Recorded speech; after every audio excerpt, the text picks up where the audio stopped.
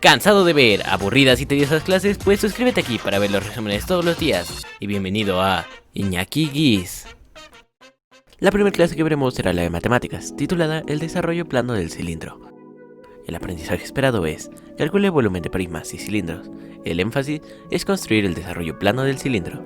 Nuestro resumen dice así: un cilindro recto es un cuerpo geométrico formado por una superficie lateral curva y dos bases paralelas con forma circular. Tiene un volumen.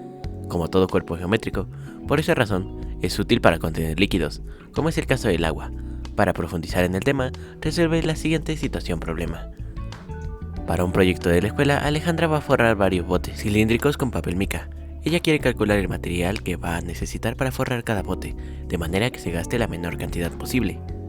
Lo primero que hizo Alejandra fue medir la altura del bote con una regla. Este era de 10 centímetros. Luego con un listón rodeó la lata y midió la longitud del listón con una regla, con lo que obtuvo una medida de 26 centímetros. Después, trazó un rectángulo de 10 centímetros de alto por 26 de largo y añadió 2 centímetros extra para pegar la mica. Con ayuda del bote trazó su contorno y obtuvo el círculo, que conforma su modelo geométrico. Sin embargo, cuando Alejandra armó el desarrollo plano, se dio cuenta de que faltaba por cubrir una de las tapas del bote. La observación de Tomás ayudó a Alejandra a reconsiderar su modelo geométrico. Por ello, Alejandra trazó un segundo círculo para que al armarlo se pudiera forrar el cilindro considerando sus dos caras circulares o tapas. Por lo tanto, el desarrollo plano para construir un cilindro está conformado por dos círculos o caras circulares iguales o congruentes y un rectángulo. El desarrollo plano de un cuerpo geométrico es una manera de representar al cuerpo desplegado y está compuesto por las figuras que componen sus caras, las cuales son organizadas de manera que al cerrarlas o doblarlas es posible formar el cuerpo geométrico correspondiente. El perímetro del círculo tiene relación con la medida de la base del rectángulo que forma parte de su desarrollo plano. El reto de hoy es el siguiente: aplica lo que has aprendido para resolver los siguientes problemas. Si con el siguiente desarrollo plano se construye un cilindro, ¿cuál es la medida de su altura y el diámetro de su base?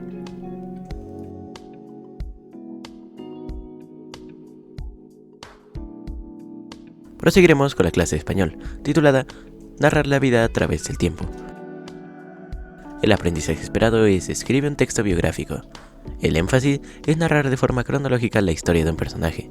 Nuestro resumen dice así: para iniciar, conocerás algunos aspectos de personajes destacados de los que te podría interesar hacer una biografía. Observa la siguiente imagen. ¿Reconoces al personaje que apareció en esta imagen? ¿Saben en qué época vivió? ¿O algo de su vida? Es Mahatma Gandhi, quien fue conocido por ser un luchador social, defender la paz y lograr la independencia de la India. Fue un personaje que se caracterizó por su compromiso con la sociedad, su comprensión hacia el otro y la preocupación de que su pueblo contara con mejores condiciones de vida. Continúa con la siguiente imagen. Se trata de la bailarina, coreógrafa y fundadora de ballet folclórico de México, Amalia Hernández, quien pusiera muy en alto el baile folclórico de nuestro país en el mundo. En estos ejemplos tienes por un lado a un pacifista y por el otro a una coreógrafa. Ambos en su campo aportaron algo valioso a la humanidad, y de los cuales se podrían realizar textos biográficos. Pero también podrías escribir de la vida de personas cercanas a ti, como tus abuelos, un artesano que admires o alguien que ha hecho cosas importantes en tu comunidad. Todos tenemos personajes que llaman nuestra atención, por ejemplo, un cantante, una actriz, una escritora o escritor, un deportista. Esas personas que se admiran nos invitan a querer conocer su trayectoria y cómo han conseguido sus logros a lo largo de su vida. Los textos biográficos son una manera de recuperar y guardar para el futuro aquellas vidas que sean importantes. En la elaboración de un texto biográfico debes poner atención a la narración cronológica, que es un elemento fundamental, pues al hacerlo así, puedes narrar de forma ordenada los acontecimientos que le sucedieron a un personaje y le facilitas al lector encontrar los puntos de interés y enterarse de sus logros, dudas, incertidumbres y acontecimientos inesperados. También sirve para delimitar y ordenar aquellos sucesos que parezcan más relevantes. Por esa razón, debes elegir preferentemente los acontecimientos de interés común para lectores o escuchas.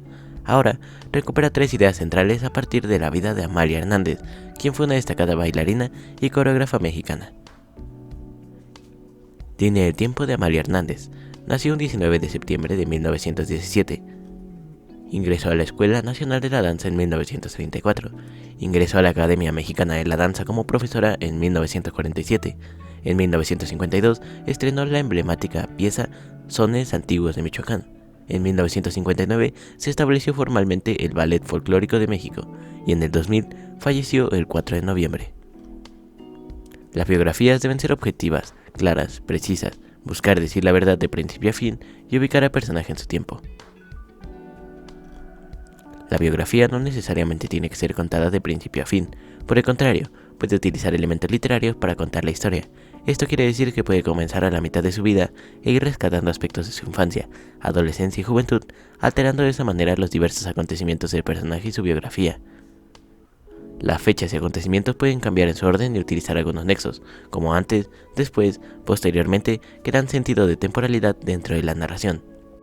El reto de hoy es el siguiente.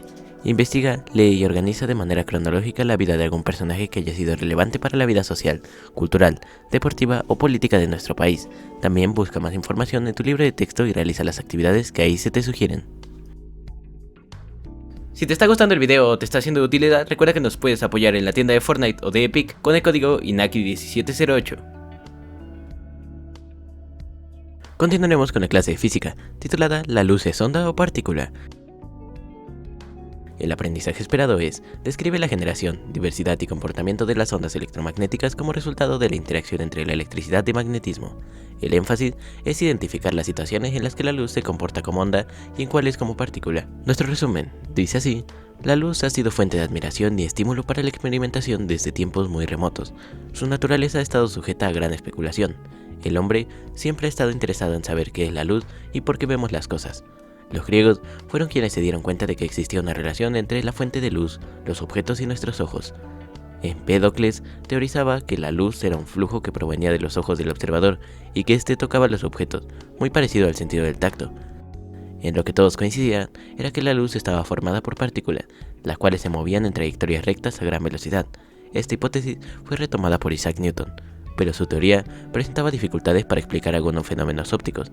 Todos los fenómenos ópticos eran atribuidos a las interacciones mecánicas entre las partículas, tales como atracciones, repulsiones y choques, es decir, la reflexión, la refracción y la difracción. Pero, ¿qué es la difracción? La difracción es la propiedad que poseen las ondas para rodear a un obstáculo cuando su propagación es interrumpida parcialmente. Por ejemplo, imagina que estás afuera de un cuarto, justo al lado de una puerta abierta, y que hay una persona que te está hablando desde dentro de la habitación. Si no fuera por la difracción de las ondas de sonido que emite la persona que está dentro, no llegarían a ti. Lo que ocurre es que las ondas rodean el obstáculo y siguen su propagación. Entonces, como Newton decía que las partículas de luz se mueven en línea recta, no podían tener difracción. La fama de Newton provocó que su teoría sobre la naturaleza de la luz se considerara como verdadera a pesar de las fallas que tenía. Huygens creía que la luz emitida por la fuente luminosa estaba formada por ondas y necesitaban un medio material por el cual propagarse, pero no se podían ver ni tocar. A este medio se lo llamó éter. No fue hasta principios del siglo XIX cuando se observó el fenómeno de interferencia en la luz. Este es un fenómeno característico del movimiento ondulatorio, y el hecho de observarlo con haces luminosos era una evidencia favorable para el modelo ondulatorio. Cuando dos ondas se encuentran, interactúan entre sí. Pueden sumarse o restarse. Por ejemplo, si dejas caer dos piedras en un recipiente grande con agua, observarás que las ondas que provoca cada piedra interactúan entre ellas. Se crearán patrones en donde algunas zonas las ondas se eliminan y en otras no, llamados patrones de interferencia. En 1864, el físico escocés James Clerk Maxwell explicó que los fenómenos eléctricos están relacionados con los fenómenos magnéticos. Los trabajos de Maxwell también indicaban que el éter no existía. Esto fue demostrado experimentalmente en 1887 por Albert Machon y Edward Morley. A partir de este hecho, se acepta la idea de que las ondas electromagnéticas como la luz se propagan sin necesidad de un medio, y por lo tanto también lo hacen en el vacío. El reto de hoy es el siguiente: retoma las preguntas del inicio, si es necesario corrígelas o amplía lo que habías escrito. ¿Qué es la luz? ¿Cómo interacciona con la materia? También realiza un mapa mental del fenómeno de la luz, en donde menciones cuándo actúa como onda y cuándo como partícula. Recuerda que puedes construir un mapa mental con dibujos del tema, acompañados de algunas ideas breves. La siguiente clase que veremos será la de formación cívica y ética, titulada ¿Qué es la cultura incluyente e intercultural? El aprendizaje esperado es: participa en proyectos para promover una cultura incluyente e intercultural en sus espacios de convivencia. El énfasis es comprender qué es la cultura incluyente e intercultural. Nuestro resumen dice así: En tus espacios de convivencia como es la casa, la escuela, los espacios deportivos y recreativos, así como aquellos donde participas en actividades artísticas o culturales de otra índole, interactúas con diversas personas, que incluyen a niñas, niños, adolescentes, así como a personas adultas. Sin embargo, reflexiona si las interacciones que tienes con las personas en tus espacios de convivencia son incluyentes o no. Por ejemplo, si en un espacio deportivo se acerca una o un joven con alguna discapacidad, entablas una convivencia con ella o él. Si en la escuela asisten compañeros o compañeras indígenas, ¿son incluidos? O al revés, si estudias en una escuela donde la mayoría de los estudiantes son indígenas y llegan alumnas o alumnos que no son de la comunidad, ¿qué sucede? También puede darse el caso de que interactúes con personas de otros países, quienes por diversas razones llegaron al nuestro, y sus hijas e hijos se han incorporado en algunas escuelas. Quizá puede ser en aquella donde estudias, cómo es el trato hacia ellas y ellos. Con base en lo anterior, puedes darte cuenta de que en tus espacios de convivencia, así como en tus entornos, prevalece la diversidad en cuanto a personas, a grupos y culturas. Reconocer y apreciar la diversidad es una de las principales acciones para favorecer la inclusión y comprender qué implica la interculturalidad. Desafortunadamente, entre las personas prevalecen actitudes y comportamientos contrarios a la inclusión o al reconocimiento de la interculturalidad, tales como la discriminación y la exclusión. Esta situación se presenta en la sociedad mexicana en los diversos espacios de convivencia, comenzando por los más cercanos. Las diferencias físicas, tener alguna discapacidad, el género, el nivel económico, las expresiones culturales, la edad, la religión, la nacionalidad, entre otros rasgos, se han tomado como pretexto para propiciar la discriminación, la intolerancia y la falta de inclusión. De acuerdo con la encuesta nacional sobre discriminación en 2017, 16.3% de los adolescentes y jóvenes que conforman el grupo de población de 12 a 29 años declaró que en el último año fue discriminado en la calle, en el transporte público, la escuela, el trabajo o la familia. En tanto, 26.3% mencionó que en los últimos 5 años las situaciones de discriminación que enfrentaron fueron rechazo o exclusión de actividades sociales, le hicieron sentir o miraron de manera incómoda, insultos, burlas o le dijeron cosas que lo molestaran, amenazas, empujones o jaleones. Le obligaron a salir de una comunidad. Lo anterior es solo un ejemplo de lo que sucede con la población adolescente y joven, pero si esto se analiza en los diferentes sectores de la población, es decir, en los grupos conformados por las personas con discapacidad, indígenas, mujeres o personas mayores, las situaciones que conllevan discriminación y exclusión se acentúan. El reto de hoy es el siguiente. En una hoja elabora un cuadro con 3 columnas y 4 filas, como se muestra en el siguiente ejemplo. Anota algunos ejemplos conforme a lo que identifiques que prevalecen en tus espacios de convivencia y piensa en propuestas.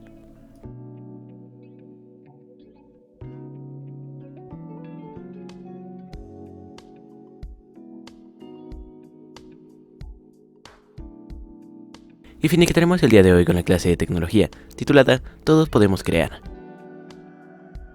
El aprendizaje esperado es construyendo escenarios deseables como alternativas de mejora técnica.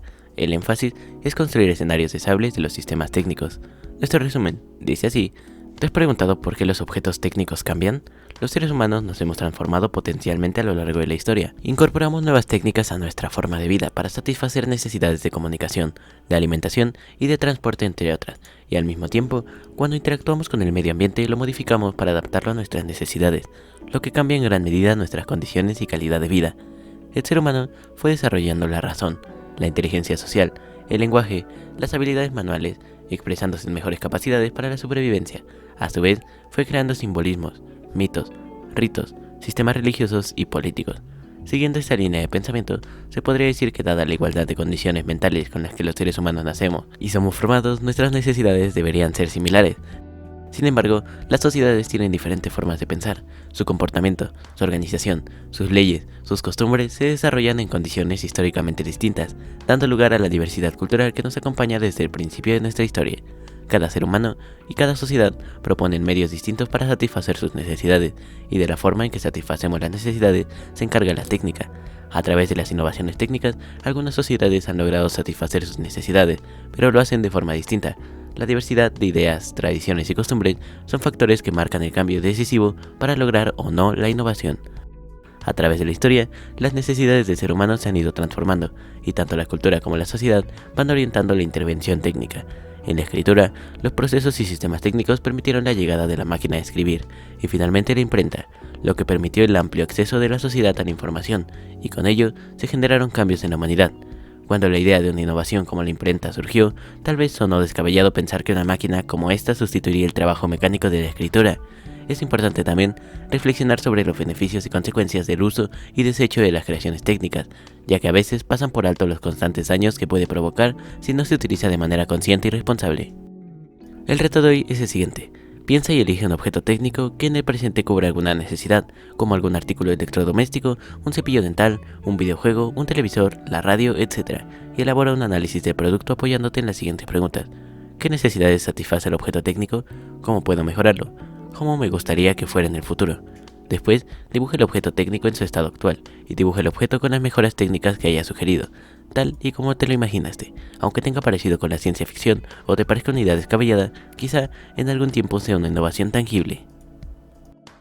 Si te gustó el video o te fue de utilidad, recuerda darle like, suscribirte y activar la campanita para estar al tanto de próximos videos. Muchas gracias y hasta la próxima.